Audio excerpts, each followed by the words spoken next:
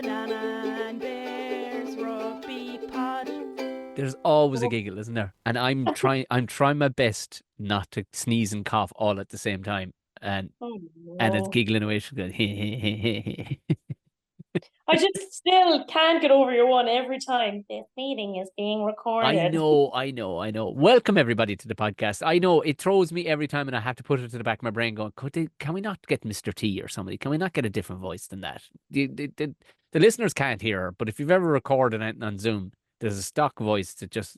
I mean, these days we're AI. Could we get some other voice to not do that? This is being recorded. Good point. Do you know who we could get to do it? Who? Go on. You've only one guess. Uh, I should say, good punt. Oh my God! Can you imagine it in French as well? Like just pure, yeah. No, I should do it pure like a fella that just sounded something like that show. Hello. This podcast is being recorded. This is being recorded. Welcome everybody to Banana Bear Rugby Podcast. We're nattering away here acting the bollocks, but you're all very, very welcome. That's Anna over there. She's in France. She's class and she's playing actual rugby. I'm here, not as dusty as normal, but dusty enough in just my psychological evaluation right now. I'm hanging on by a string, literally a string. If I can only apologize, there was people shooting, which it happens this time of year, and not by that I don't mean filming something, industry wise. I mean there's literally people shooting things outside in the dark, not far from here. But you'll probably hear my stomach grumbling more than anything. But we'll keep it at bay. It's keeping me sharp. How are you keeping? Are you all right? Yes, good. But what are they shooting? Deer. Yeah, it's deer season. Okay, culling season. Oh yeah. Well, they do. In fairness, they're a bit they're not the greatest lads for the safe cross road, if you know what I mean. They're and right now, unfortunately, during this particular kind of 4 week window, they're all as randy as could be, and they've lost their minds. They literally lose their minds. They walk Who now, around. the shooters or the deer? Probably both, actually, if truth be told. Fucking hell. Hunters just going around absolutely aroused in the forest around me. That's great. That's why I tell you something now. I know you are very busy, so you probably don't be looking at my stories, but I don't know if you see my story the other day of all the people from Cork and La Rochelle. No, I totally missed your stories. Even the other morning, you text me like Saturday morning. You're probably in a hole somewhere, right? But what's the fucking deal with people kicking all the time? I was like, Jesus, I actually laughed my arse off.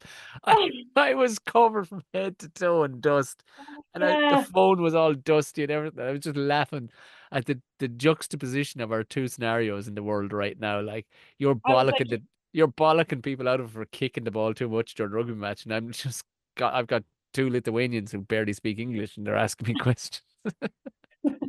And I was there like, Tom, I need you to tell me, why do teams keep kicking the fucking ball away? I'll be honest with you. I'll be honest with you. If I had 3 or 4 minutes, I would have left you a long voicemail. I totally agreeing with you. And I've had this row back and forth. Not row, but I've just had this debate with people. I think it's got to go back out of fashion. But anyway, sorry, we'll get back to the kicking thing in a second. Who are all these Cork people? Did you bring?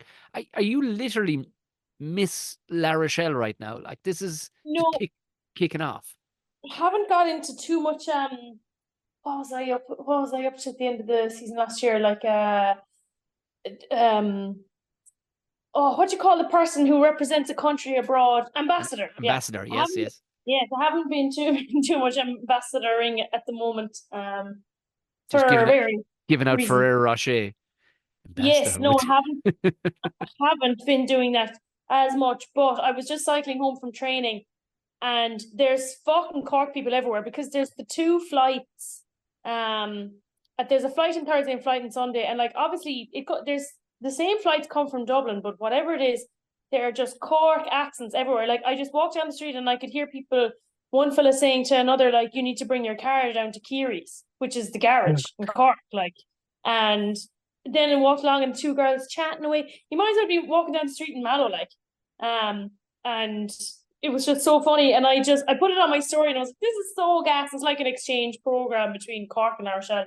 And anyway, by the time I got home, a fucking storm had rolled in. And it was pissing rain, and this was the Thursday night, so those people would only have arrived that afternoon if they were coming in on the short kind of couple of days. And oh my God, the lightning! I opened my windows because I was like, "Ooh, this is cool, a bit of a storm." The lightning like came into the house, and it was like came in the window. It actually, I have a lamp that you can affect you can change like how bright it is, whatever. The lightning changed the color of the lamp. Jesus Christ! It was that close, and I goes, "Oh Jesus Christ!" And I'm like, I obviously living on my own, so I was like, my heart was pounding. It was so loud, and like I don't know. Maybe in other parts of Ireland, but I've never experienced a storm like that at home. And neither anywhere else in the country. Like, it is just mind blowing, like how fucking scary it is, how loud it is, like just right in your face. But we don't get storms like that in Ireland. No, we don't. There's nothing that can kill you in Ireland, really. Do you know? I'll never forget the time, and we will get into the rugby now in a second. But Bear Grylls, he was going around the world doing the most dangerous places. 1 minute he's walking across the Gobi, the Gobi Desert. I know what you're going to say. With a snake that he killed and had to fill with piss for some reason, so he could drink it and tie it around his neck and then drink it later on the journey. And then the next episode, he's in Galway. God, wow, I gotta get across this bog, and if you ever get stuck in a bog, you gotta be really careful because. And then he blows up a sheep and floats himself, and like there's a spar in the background. I know, and he was like, I remember the same episode, and he was like, "Oh, this water looks so pure and clear, but I won't drink it just in case." And then he walks on a few hundred meters, like, "You see, this is why." And there's this dead sheep, like across the stream. He was like, "See, contaminated water." And then he blew up the sheep to swim across the lake. Things aren't that bad. Things never get that bad. It's the most safest place. Like we have nettles. That's what we have. We have nettles. Do you know? True. But to be fair, I'd imagine. I'm just trying to think of the breed of Cork people that would be in La Rochelle. Like, are they the RCYC crowd now from Crosshaven, or are we getting leads like the lad that went viral from the Plough Championship earlier in the week who loves Slurry and he's from Mitchelstown and he loves Slurry. There's an absolute combo of them because I met a group on my flight when I was coming over, and they were 18 years old to 70 years old. They drink in the same pub down in Cork, and they one person booked it, then a second person booked it, then all of a sudden, it was most of their first time leaving Cork. Raging, going, why are we going anywhere? Like, this is Cork is class. Yeah. And I was telling him about McNulty's. He was like, "Yeah, we wouldn't bother going in there. We'll stick to somewhere French." And anyway, by the time I met Noel McNulty then the following week, he was like, "Here, I have to give you a pint for you sending in that group to us." I was like, "No, you see." Yeah. It's a moth to a flame. If there's an Irish pub in a place, it's just a safe start, isn't it? Like, you end up there. Look, let's. I can think of no better place to jump into the rugby than your long-term listeners would know that Anna, on our Zoom call, she changes her name every single week, and it throws me every time in the recordings afterwards when I go to edit, because I'm like, "There's the right," and it was Geordie Barrett for the weekend. This weekend, today recording, you are Werner Koch, one of our all-time favorite players. And I said he's gone to Ulster, which we were quite excited about. Now, I'd only watched the highlights of the Ulster match. He came on, but I sent you on a clip today. Jesus Christ, he's just you rarely get a player who just shows up and does exactly what you hoped he would from the word go. And there he is, just being an absolute bag of hammers, just bouncing lads. Yeah. I know. I'm excited for Ulster, even though I just thought it was so funny then. Obviously, like I was saying, I can't really watch URC because I've no dodgy box. I need a dodgy box. And I've no channel to watch URC. And all of a sudden there was all this content are Ulster back on top? Is this Ulster's year? And I was like, what? How did this happen? After one weekend of URC, everyone blowing smoke up Ulster's arse. It was maybe, but after one weekend, it's kind of okay, well, maybe we should relax for a little bit as well. But it sounded like a good win for them anyway. When did sports media ever go handy? It's immediately if sports media was your partner, you'd have gotten divorced a long time ago because you're like, I can't deal with your polar behavior. 1 minute, Yeah. it's the best in the world, and the next, it's brutal. One game in. Now, I will say, I got to Mm. see a good bit of the URC just dipping back in and out, and I watched the full Munster match, but it was a treat. I'll tell you from the Irish point of view, it was a tri-fest treat. Like Mm. I said last week that, oh, watch now, there'll be drop balls and there'll be kind of Yeah, Jesus, to be yeah. pure. All I will say is some of the defenses need to get up to date with some of the attacks. But other than that, I think the new rule of the absolute staunch new rule of 5 seconds at the back of the ruck is brilliant. Because scrum halves all over all of the URC were like, I'm gone, I'm gone, I'm fucking gone. They were running everywhere and they were whipping balls. There was no more big long legs sticking out. There was no pillaring. It's literally 5 seconds. Lads were just going and going. It was brilliant. So it was catching defenses. So quite a few defenses were fairly watery, but it was class to watch. Like there was a 10 or 11 tries, I think, in the Munster match against Connacht. It was brilliant. I know, I Leinster, saw the score. I was like, what the fuck? but sure, Leinster were the same way with against Edinburgh. It was Mm. another tight one, but like a gazillion tries as well. It was class. It's actually a smart point to make there, like about having to move the ball quick instead of fucking kicking it away. Yeah, Like, don't give defenses time to set, you know? And 100%. like They're all taking fit. too long. Go on. They're all fit enough now that they can go and go and go. You know what I mean? You've got forwards now who can pass. So why not go? Like just Yeah. to uh, to use it as I suppose an example, like both um Jameson Gibson Park, who shaved the head, looks class, looks like Mm. it's he was again the same as Casey, just gone. He's Any got a good opportunity? beard. Yeah, good beard. Looks like his hair has slipped down his head and fell onto his face, but Yeah, but maybe, yeah. Maybe it's he's maybe he it's trained so hard, that's what's happening. yeah, yeah. That's exactly it. There's so like there just isn't enough in him to grow it out the top of his head. So he went, you know what? Let's just force it out the face. In fairness, I use my face more often than I do at the top of my head. But himself and Casey nearly more so. He was like a man possessed. He was like, so you giving me the keys and the confidence and the backing to just go whenever it's go time. Whether, whether the forwards are ready or not, kind Yeah, of a thing. yeah, and like fuck you if you're not up behind me, like, and but there was never. I definitely saw a difference in the games I was watching. That there seemed to be almost an air of, what, sure, I can't get bollocked for this because this is the new rule. I have to be gone. Do you know? So they were just Mm. going themselves with everything they had.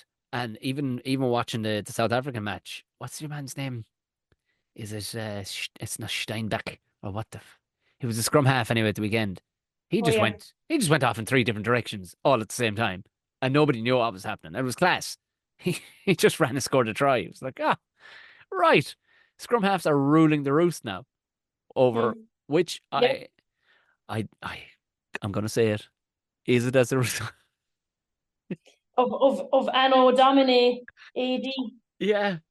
Is it as a Um, result of him? Because you know what happens, like say in country music is huge now, right? At the minute, and you got like, Morgan Wallen, and you got Post Malone now is suddenly a country singer, and then you got Beyonce going, I gotta sing country as well. It's pure shit, but I'm gonna sing country as well.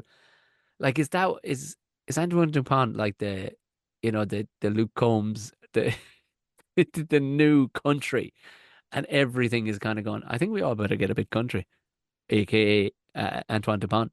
I'm just wondering. um, Am I finding ways to just crowbar in Antoine Dupont into rugby conversations? no, not that's not. He is the best nine in the world. So if you were gonna credit anyone with that, it might as well be him. But like, um, I don't know. I just think it's smart anyway. Like, because that's the problem. Like, slowing down the game was the worst part of rugby, that people be giving out, hands in the air.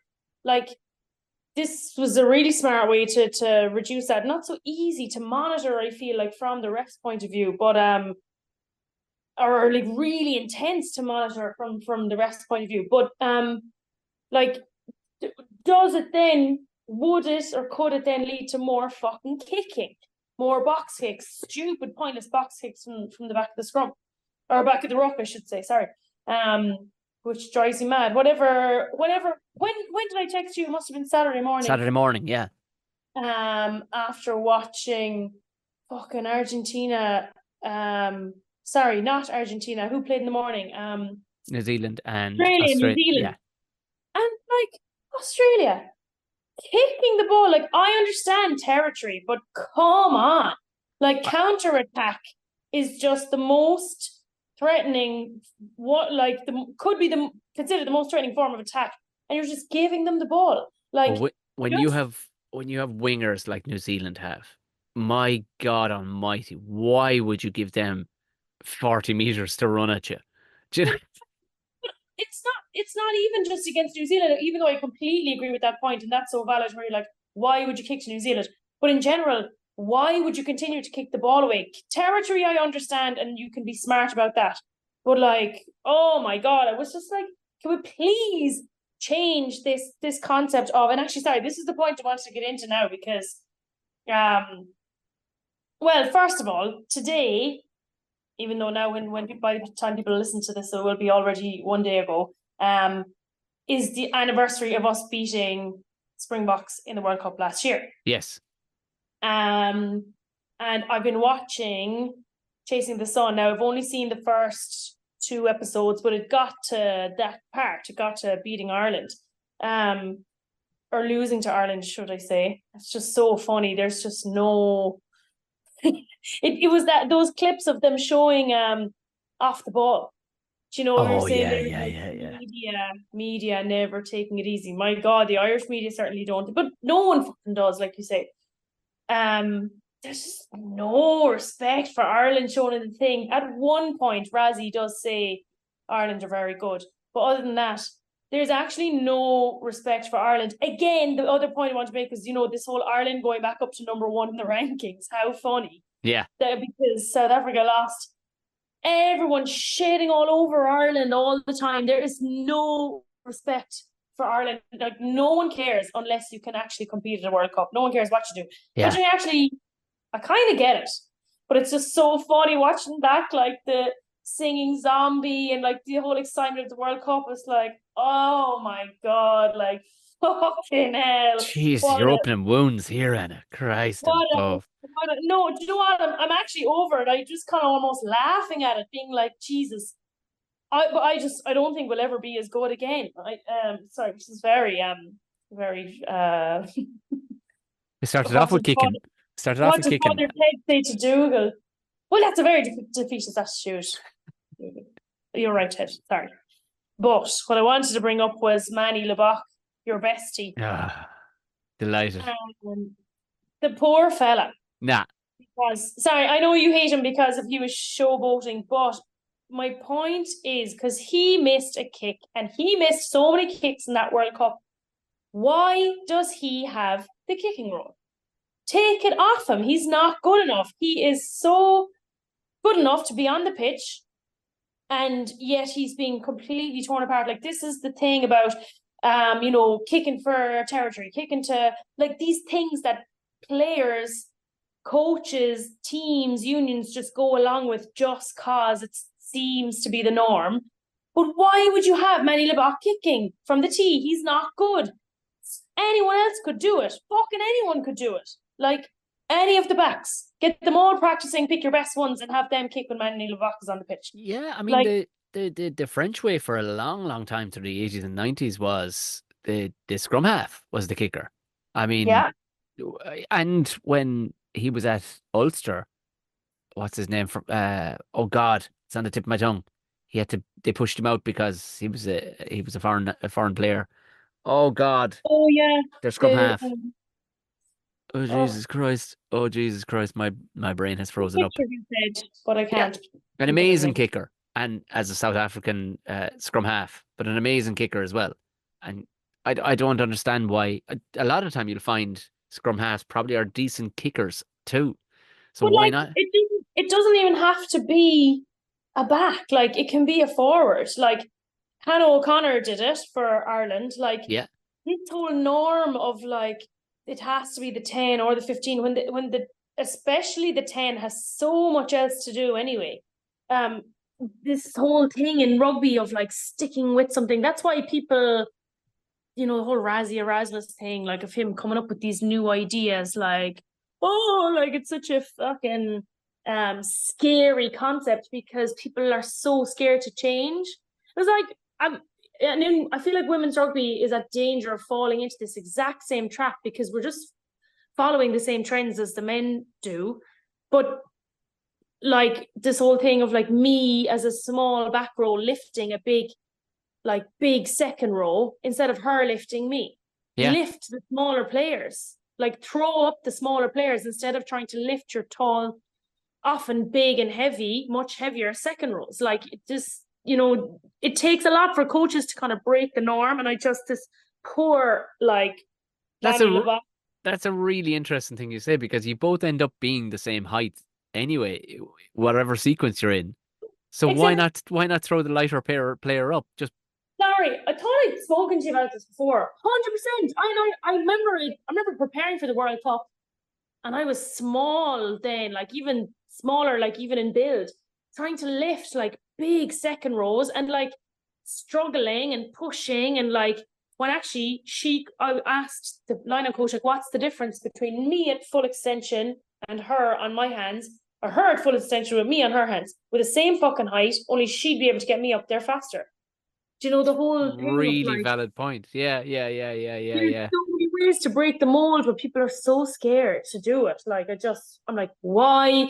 Even watching after the weekend now, where everyone's calling for Manny Leboc's head because he missed that final penalty to give Argentina the win, and then I'm watching back Chasing the Sun from the World Cup last year, and he's like a wizard around the pitch, and he's missing all the penalties. Like it just makes no sense. It makes no sense at all. Yeah, especially for Razzie, as you said, like somebody who's a bit of a maverick and he doesn't mind.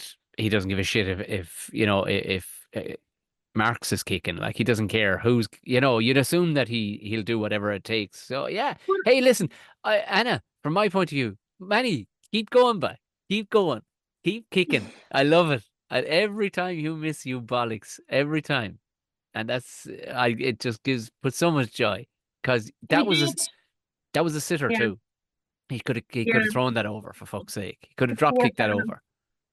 He did win our Dick of the Day, by the way, Manny Lebock, the poor fella. Yeah, Um, of course he did. Of course he even though did. I wanted to give Dick of the Day to one of the girls on the bus, so we went to Toulouse to play a pre-season tournament. We played against Toulouse, Blagnac, and Pau. So all teams that are much higher ranked than us. So it was very tough again, but good learning curve for us. And on the way back, and we couldn't leave until midnight because the bus drivers Turned needed, into a pumpkin. yes, the bus drivers needed enough rest before they could get back on the road. So we were finished playing at like 8 and we had to sit around and wait until midnight. We were fucking wrecked. But by the time we got back in the bus, the Argentina game was on, Argentina, South Africa. I took an awful clattering to my to kind of my head, but it hurt my back. So I was Jesus. in How hard did you bits. get hit? You hit your head and Not your not back is sore. It was very strange. It was like in a line out, just a push against the front of my head, and it somehow compressed like my thoracic. Okay, yes, So yeah. I was in bits, and so I lay in the aisle of the bus, but I had a pillow up on, and I was able to watch it. And everyone's going to sleep, and I was there like, fucking pass it, Jesus Christ, go on. And everyone's trying to go to sleep. I was like, sorry. And then one of the girls in front of me, she put her leg across to the other. This is about 15 minutes before the end of the game. She put her leg across to the other side of the bus, and I couldn't see a thing. So I ended up falling asleep and missing the end of the game. So it was only the next morning when I woke up and I looked at my phone, and it was like, You got a Argentina lovely surprise. I was like, fuck's sake, I can't believe I missed the end of that. But actually, there was nothing really to miss, only only Manny Lebuck style, just him missing the penalty. So yeah, but no, Manny won our Dick of the Day this week. Yes, he did. Yes, he did. Fair play to him. So you're Thoracic. Jeez, I was a big fan of Thoracic Park back in the day. The great series of movies. So, well, Yeah. and how are you feeling now? Grand, better. Yeah, went to see the old osteo, whose name is Thomas, but I'm always calling him Theo because I keep getting it mixed up with osteo. But he did a good few cracks in my back there, and I feel slightly better. I just need to be very vigilant now, my kind of warm-ups and stuff this week. But all good. All good. And I suppose we'd be doing the same ourselves. During the Argentina match, I see a lot of South African tweeters going absolutely bananas because off the side of a mall that was about 5 meters out from a line out, the Argentina chucked it back in, and I think it was their loose head caught it, lad with tattooed arm, and Yeah, he scored a Jerry, try. he plays at La Rochelle. Did you see there was a foot out on the pass? No, I didn't see There was that. on the pass. There was a foot out. It should have been struck off, but there was Oh, enough of a clatter of players. There was a melee, as they would say in GA circles, of men that they didn't really know what leg was whose or whatever. But a keen-eyed South African went, "Fuck! Look at his fucking leg. He's in fucking touch.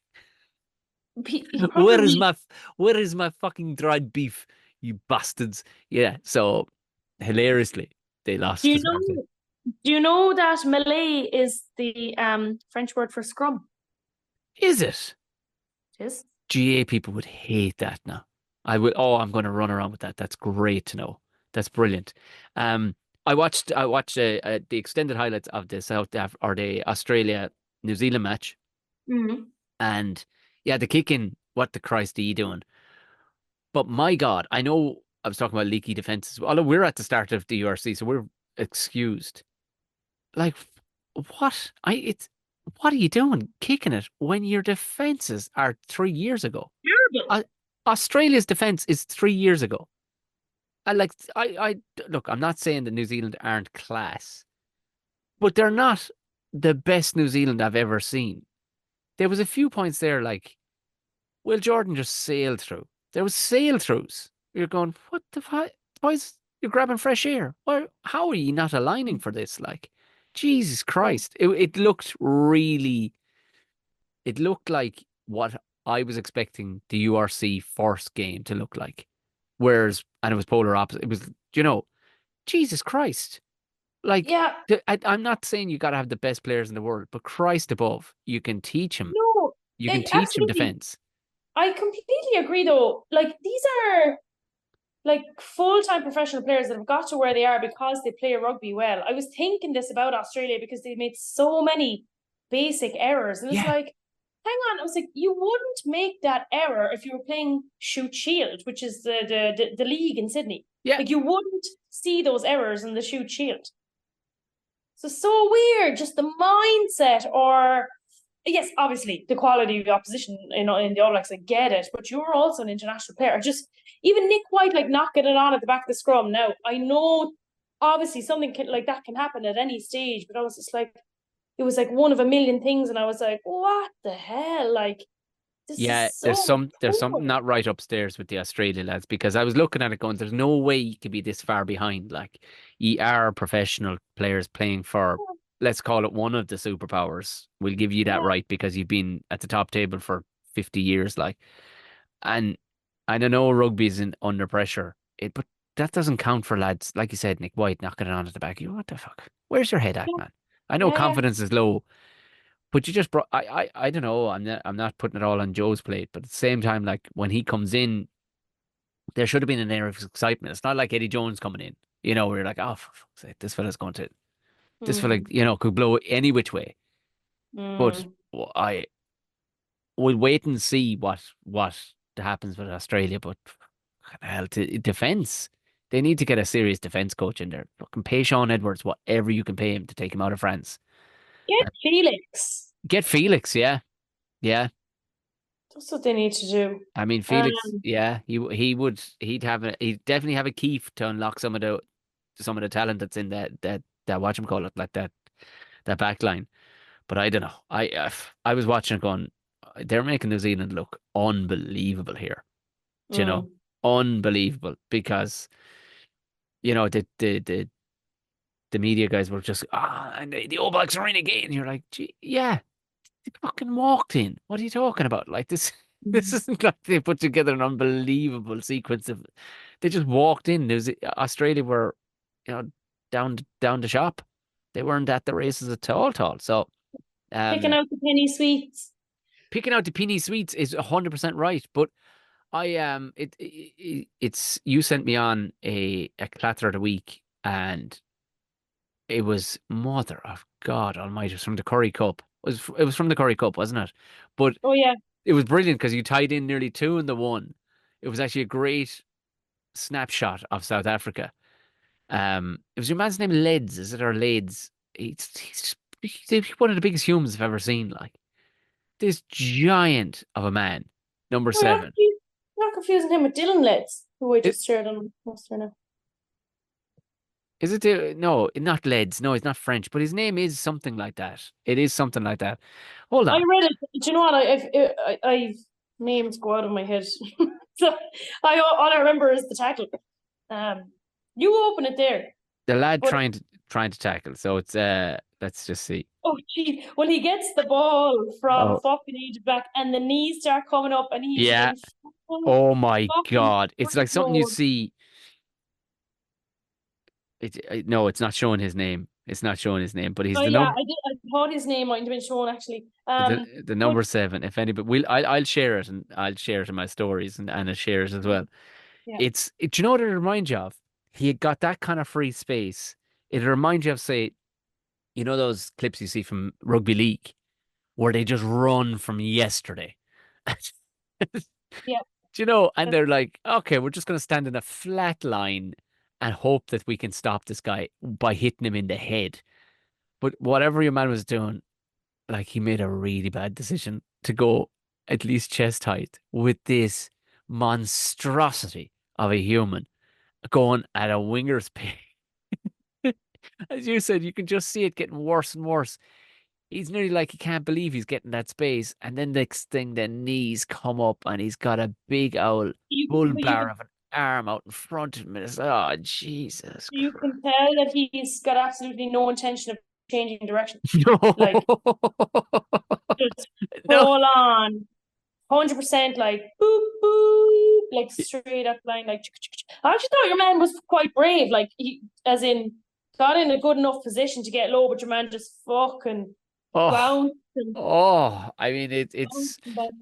it's got to be, yeah, it's definitely, I think, Clatter because you could, every part of that man's body felt that. Like he was like, Jesus But Christ. he's then lying on the ground. So this is the bit I said to you that was interesting. Yeah. He's then lying on the ground and someone from the other team like comes over, starts shouting shit at him, like insulting him while he's on the floor. And his own teammates start pushing him away, saying, "What the fuck is wrong with you? Like, leave him alone." Like he just fucking got taken out of it. Like it was just Yeah. such a funny sequence of events. Pure South Fucking African, like. Lions, Pure the South Africa. Lions, yeah. Oh yes, the final of the Curry Cups is the Lions running at the Bulls. The Bulls guy gets taken out of it. The Lions guy starts talking shit, and then the Lions teammates start pulling him, start dragging him away, being like, "What's wrong with you? Leave him alone." But that was like when fucking Teddy Thomas last week. Remember, I gave Dick of the Day to him to Teddy Thomas last week for Yeah. like pulling his groin and falling over, and then like the other fella just stole the ball when your man was clearly injured. I was like, that would never happen in women's rugby. No, no. Actually, I saw a clip, Australia versus England, and it was just to show, how good, like good sportsmanship, like, and it was English woman scored in a try. Bless you. Excuse me. Was that the word England just triggered you? You're Yes. allergic to England. Yeah, go on. What was it? But an Australian girl came flying in over, and she totally missed her, like, as she was scoring the try, and it was kind of Oh yeah. it was more of a show than anything else. So the try scored, but where she landed was right on her lower back, where the and the ball was under her stomach at that stage while she was scoring. And I mean, she squished her, absolutely like squished her. And in that like a millisecond, like the English girl rolled over. She's like, oh, yeah, she's in bits, winded for sure. Like, and she's just kind of going, just fucked on the ground. And in fairness, the Australian girl's up straight away, like seeing if she's okay. Do you know? It Yeah. was like, look, you're probably I going to saw that, beat and the arses off us, but like, look, sorry if I hurt you. I know exactly. But that is, and I made myself a resolution this morning. I said to myself, do you know what?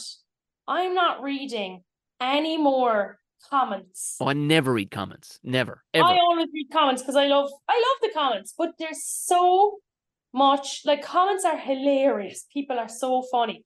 However, come to rugby, anything about South Africa, anything about Ireland, anything about New Zealand, the fucking toxic shit. Oh, It's actually bringing me down. It's something I should have stopped doing a long time ago. I'm no longer reading any comments under anything about Ireland, anything about South Africa, because it is so toxic and so horrible. And the media, like, there's toxic content creators that are just starring shit constantly, and I am done with it. I cannot take it anymore. Like, no thanks. I'm done. That's my this week's resolution. very good. I'm not going to counteract because that was a thunderous hit during the Curry Cup, but I would urge anybody to watch. I didn't get mad in a match. Which you could have easily have gotten was Craig Casey. Alex Nankivell got it. He had a stormer. I was actually chatting with him earlier, and he was like, "Whew, got away with that one. We made hard work of it." Like, but he did. He played a stormer, and it was nearly like a retribution because he'd gotten a suspension as well after last season and stuff. So he was, he needed to put things right. But Craig Casey took off at one stage down the left wing, putting back inside, and Cordero, the Connacht fullback, who's a great player, kind of misread the tackle and just left his head in to kind of do the blocking. And because Casey is the height Casey is, he connected immediately into the side of his head. And he dropped. But no sooner did he drop when he bounced back up and made another 10 meters sprinting and had to be tackled to the ground. It was such a clatter that Cordero got 10 minutes in the bin.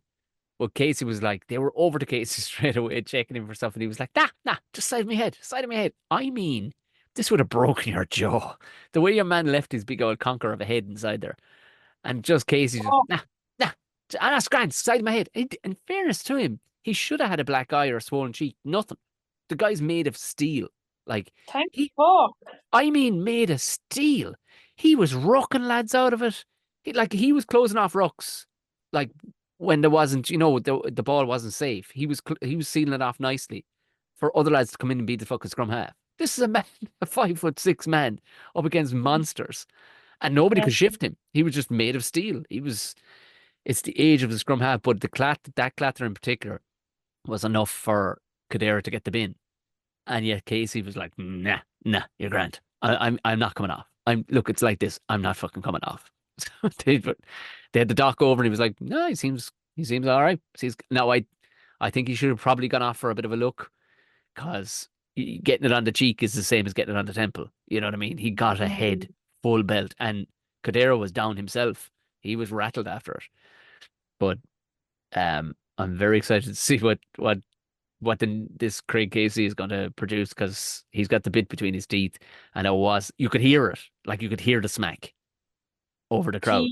Yeah, it was a good one. So it was. I didn't see any clip of that now, even though they wouldn't be reposting clips of kind of head contact like that, really. No, but you'd see. I think it's on the the extended highlights on YouTube of the game. Yeah, you'll probably catch on it, because it's a great clip to show because of the break that they make down the left hand side. It was an absolute belter. Again, spurned on by Craig Casey, who he was the starter of one of our best tries. They had a South African lad, Thacker, what's his name? Abrams. He had a quite enough game, but didn't do anything wrong. Showed up in the right spots. Do you know what I mean? Didn't do anything wrong, but it was everybody I suppose shout out. I'm giving shout out here to South Africans, but John Klein was back after 10 months, which is always nice to see. And he's a nice man. He's a nice man. Eh, Yeah, but he's South African. That's the only thing. So another way, uh, like fucking, like, do you know, Come like, here. Did Archia play for Leinster the weekend? He didn't. It's not back yet. Is who'd he you say? injured again? IKEA. Archia. Archie. Archia. I don't believe he did. I don't believe he did. Um, Archia. Jeez, that'll be rough watching. I think they've already sold 50 or 60,000 tickets for the Munster Leinster match in a couple of weeks' time. Oh, I heard It's about that. Yeah, it is the World Club game, really. Like, it's for such a small nation to fill out a stadium like that is mother of God. Yeah. So it'll be interesting. It would be very interesting to see him come on in that one. But big news though, Mac Hansen is back doing cool Mac Hansen cool shit again, throwing flicks out the Great. back. Yeah, I was class. I was We can raging watching him, but at the same time, like, you're going, yeah, it's class. It's class. we can start replacing some of our DuPont content with Mac Hansen content again now. Well, yeah, absolutely. But in all fairness, I think the air was won by Shane Daly more than anything. And he looked stronger in the air. Mac was, I suppose, he's still finding his feet a small bit, but he still looked class when he got the ball. You're like, what's this mad bastard going to do? He's such a maverick. And he did. He pulled off cool stuff. Who's the best of the clubs? So who's the best of the provinces? It's hard to gauge given that it wasn't 4 interpros, like, you know. But I mean, why wasn't it 4 interpros? I think it was just the way it got drawn. I think by pure fluke, I think that was the way it got drawn. I think I was surprised. Weird. I was like, "What if there's one? Why wouldn't you have the other lads playing each other, Ulster and Leinster?" But they didn't anyway. And it was Edinburgh. And I don't think Ben Healy was playing. No, he wasn't. He wasn't playing. From the highlights I saw, anyway, he wasn't. But Edinburgh. I would have no. It's Leinster again. They look so, like, to be fair, Munster, like, they kind of made Ulster look, and Ulster or Connacht look very good, although they've got 2 unbelievable in Ioane, their new out half. Yeah, he's a baller. He can play, and they're after getting a lad. Is Murphy is his name? He's after coming from Leinster. And I tell you, Caelan Blade was kind of sweating bullets when he came on. He was like, Jesus Christ, who's this kid? He scored 2 tries. The scrum half, is it? Yeah, blondie haired lad. He scored 2 tries and was electric all night, like. And of course, Blade comes on and he did a white on it and spilled it at the back of a scrum, and for a knock on. Yeah, he was like, "What the fuck am I after doing? I played for Ireland the last time I was playing, do you know, against South Africa that time." So he looked a little bit rattled and not up to the speed of things, because this kid was ready to go. But I think Munster just they were like, oh, they rode their luck a bit, but when the juice came on, they were like, watch this, hold my beer, and they pulled off class stuff. Do you know, that kind of way? It was like, but their defense was a little leaky and got a little caught. But you know, you got new players in the back line. You know, the couple of lads were just back, so all these things can be fixed. But Leinster looked again a bit leaky. They hadn't gotten all the wires touching just yet. But your man Barrett is injured. Yeah, some signing he was. There were about £1 million gone out there, and there's 2 injured players. But Billy even, yeah. I'm sorry. No, just again, just that we spoke about this before. Just like the investment that it took for your man Barrett to come, and like then they were talking about like, where would he even play? Like, there isn't even room. Like, it's a different thing if you're signing someone in like that when you need to bring crowds in, or you need a bit of a boost, and you have a bit of a hole in your team that you need to fill. But like a fucking team that's like should be European champions in some cases, and some people might argue, why are the fuck you wasting money on that? Like, I don't know. Listen, all I know is, like, to make an analogy from a couple of weeks ago, I called in and did the shopping in Care, right, our local town. Right. And because I was aware that we needed milk and a few other bits, and I got a good old lump of shopping. But when I arrived back, my wife had done the shopping too.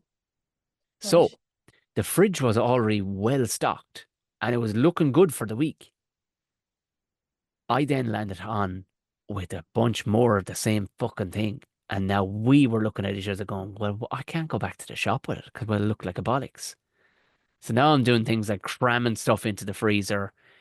It never worked. Turns out some stuff ended up going off because we had too much in the freezer. What I'm trying to say is, I think this is all going to blow up in Leinster's face. In the same way that we ended up with too much milk and too much ham. Before we knew it, we lost our bollocks on some of it. It just went off because the fridge just was too packed for a finish. And there wasn't enough room in the freezer. I But don't know if that's what's going to happen though, because someone will have to sit on the bench. Yeah, and in the long run, they're going to end up going off or fucking off to another province or somewhere else. They're going in the bin. Yeah, going in the bin. And I mean, I hate wasting food. Of all things that wasted, food does my nutting. I've sat there with a packet of ham that was about to go out the day before or the day later and just eaten the entire packet of ham just to get it into to not waste it. So I don't know, is somebody going to have to eat Geordie Barrett or something, or something's going to happen. But I can't, or Bowden Barrett. Is it Bowden or Geordie is coming? I don't know which one it is. It's not Bowden Barrett. Geordie it is, so. But like I can't figure out. Nobody can figure it out. If you're getting a right good deal, going, listen, I want to fucking trace my roots and hang around Mayo for 5 or 6 months. Any chance of an old game while I'm over? 100%. 100%. In you go, son. Bring your boots. Sure, it'll be a bit of crack. Go for pints afterwards. We won't take it seriously at all. No, they give him €500,000 to play for 6 months. Where? He better come down and coach the fucking minis.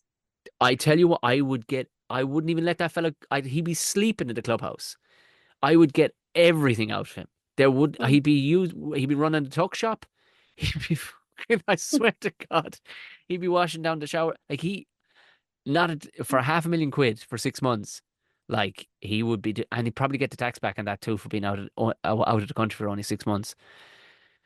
Jesus Christ! And then now you're RJ, But I look, it's a debate that'll go on, and we'll see where it fits in overall. But I'm just saying, too much milk in the fridge. Not a good idea. Yep. Yeah. So I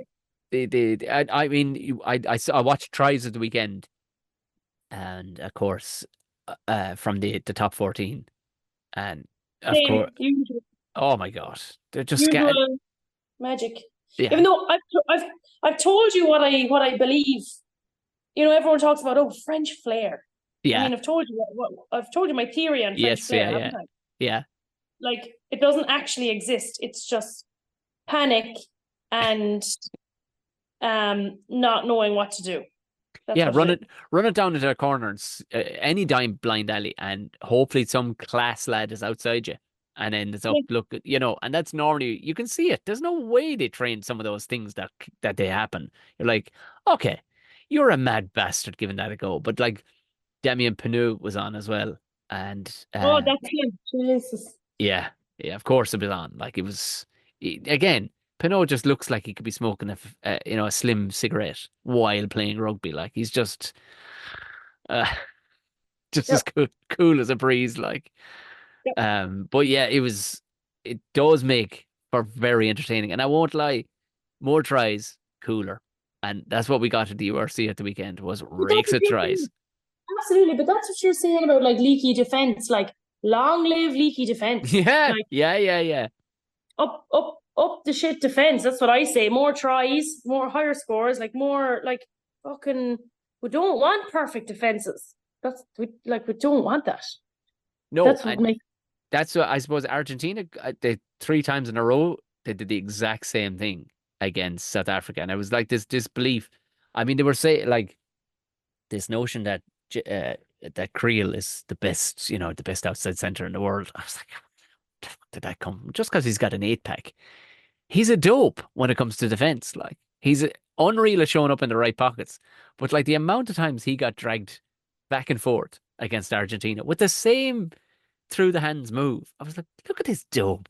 He just keeps on getting caught in no man's land, and they're just zipping up either side of him, like.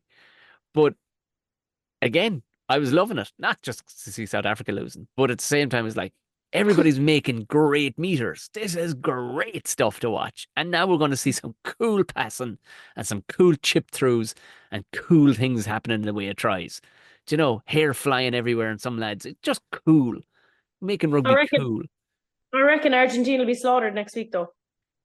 Oh, they will, yeah. Oh, that's it now. That's it now. They won't have it. No, they're going to get absolutely like because the alpha male vibe of the likes of New Zealand and South Africa, like they cannot let that lie. Like they can't. Do you know are you fucking joking me? Who the fuck are these South Africans or South Americans? Nobody else plays rugby in South America. Like, do you know, scandalous carry on. No, they would. Yeah, Argentina are getting it next week. But at the same time, if I hope to start many anyway at every game going forward. Anyway. Anyway, I'm gonna run into him someday and go, "Hi, Manny, how are you? I think you're a class player."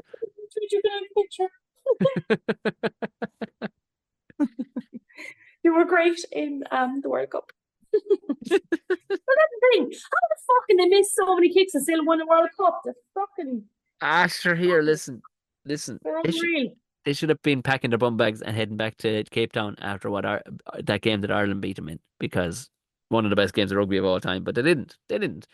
For whatever reason, I don't know, is it dried beef or just sheer sickening levels of confidence that they're born with? But It's such a combo of things. I don't know if yeah. you're going to watch Chasing the Sun, but I'm Oh, I sure you've can't. seen. I can't. I watched the first one and I was just, I have enough e-pricks. Oh yeah, I no. just The set. I feel like the first one was better. I feel like there's such a Netflix vibe off this, and I'm just. I knew there would. I Oh, knew there would be. I but knew there would be. I sent you that picture as well. Like Razzie is one of the producers, Yeah, yeah. Sure, he drove it like but because there. Well, yeah, because he's got to make himself look good, I suppose. But he does. I love him, and I love South African rugby. I just need to get my head out of this toxic relationship between Ireland and South Africa and everyone, because it's bringing me down. Because even watching this back now, I love it so much. But like, do you know that clip? I'm sure you've seen the clip of it where Razzie's like, you you said you would die for your country. You fucking liars. You lie. I promise you, Sia Khaleesi is not the biggest thing in South Africa. South Africa is the biggest thing in South Africa. I'll be honest with you though, like they fair believe their own hype, and I think maybe that's Ireland's problem, but also a glorious Irish thing is there's a level where we get to in everything, like where you'll go. And that's why Mac Hansen fits in perfectly, like, because there's an element of, lads, fucking relax, will you? Because there's no way an Irish person could listen to a coach going, you fucking lied to me. You'd said you'd die for your country and you lied to me. You go, what the fuck are you on? Would you tone it fucking down, will you? For crying out loud. Jesus, Mary and Joseph. We're playing the best we can. What are you saying? We lied and we were going to die. You know, what are we, Sparta? Tone it fucking down. You know, come on. We'd just be too cynical, I think, to deal with that sort of, you know, chest banging rubbish. That, you know, it just doesn't fit with our psyche, I don't think. I think you're right. I think it doesn't. In which case we're fucked. I don't know. Well, look, I think well, look, at least we can say we're going on pure skill. And I don't like it's us against the world, South Africa, because you know, the country needs it because you know financially we're in the bed. Fuck off. You've the sunshine and beaches and cool sharks. Fuck's sake. Even Bear Grylls can't die in our country, for God's sake. Yeah, but that's what I mean. That's what I mean. Like there's fucking like rugby's such a nothing in South Africa. Like there's people fucking. It's such a hard place to grow up in. Like people were born with nothing, like playing for the Springboks. Like that's what that's the difference. That is the difference. Like, Yeah, yeah. nothing will ever. I feel like the closest Ireland got to that was when, the whole Croke Park game in England and Yes, stuff like. yeah. That's the closest Ireland was able to kind of get to the kind of ingrained DNA feeling, tapping into that. Like, other than that, unless we hold the World Cup in Croke Park, I reckon we're fucked. Did you see the Emerging Ireland? I'm delighted to see another Emerging Ireland tour going. Yeah, that's It, great. it's a Oh, I like great it. it's a great thing, like, to really have a look at lads and see how they'll come on. I mean, um, there's a couple of young Munster lads that gone. Alex Candellan is going to captain it, which is a great honor in all Oh, fairness. yeah. And, Um, and Simon Easterby gets to coach it, so which is yeah, also a trial for him.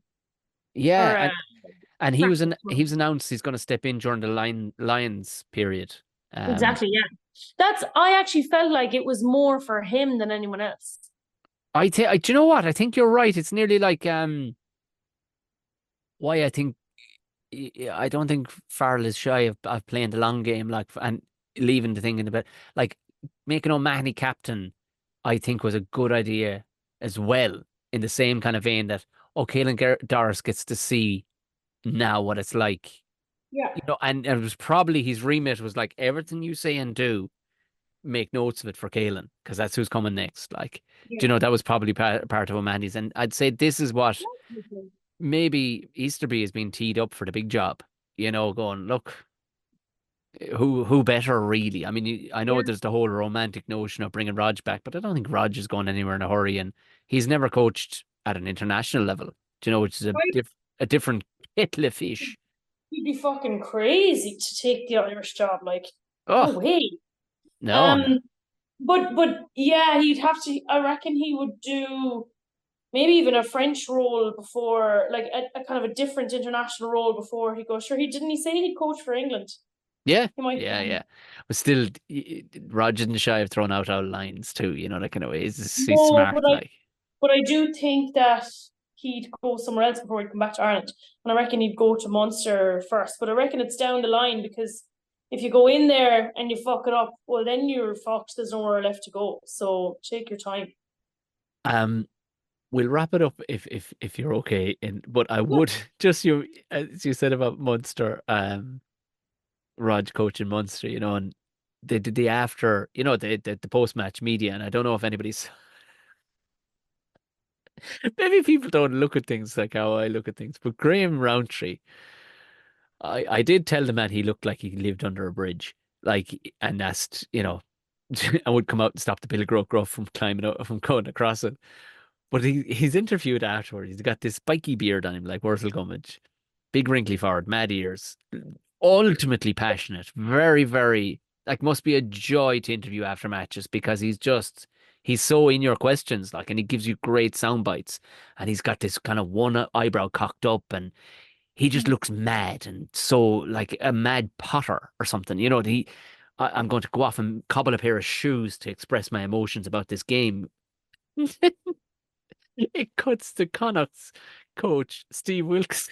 He looks like a bloke and sounds like a bloke that sells printers. Like, it's unbelievable. The chalk and cheese to these two fellas that are coaching Matt. Like, Wilkes has his tie on. He's got a nice blaze jumper on over, zipped down ever so slightly. He's got very pointed answers, very, very clear, concise words. And you go back to Graham Henry's or Graham Roundtree. He's like, yeah, it's a bloody good game. Who knows? Who knows what way it's going to go? We'll I have know, the yeah. lads afterwards. We'll be sore after that. I tell you one thing. Connacht deserved to win, he says. Oh, Jesus Yeah, Christ. he does. Oh, they deserve to win, knowing full well what his players are going to hear when that came out. Like, we were lucky. We were lucky. And cut to Pete Wilkes, and it was like, we let it go. But we of course will review the match, and I would urge anybody, if you can find the RTE footage, it's one of the funniest crosses between two men that I'd love to see them two sitting down to a pint to just on what they would talk about, because I don't know if even rugby would come up. I'd say it'd be just one looking out one window and the other looking out the other. It was just two completely different humans. It was brilliant. I love that. Yeah, it was brilliant to see it rather than the two fellas just coming out with the usual old tripe. Like Yeah. we'll take our learnings and look back at the videos. Nah, they were just two hilariously different humans, but very very interesting blokes at the same time. But roll on. We're back into rugby, actual rugby. Yeah.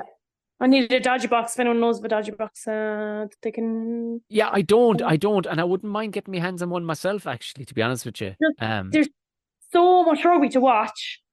There's no possible feasible way to get to watch it all without doing it illegally. There we go. And what a great wrap up to the episode. Help us break the law, if you don't mind. Right. Hey Anna, Right. mind the rooks. Mind the rooks. It's the Banana and Bears Rugby Pod.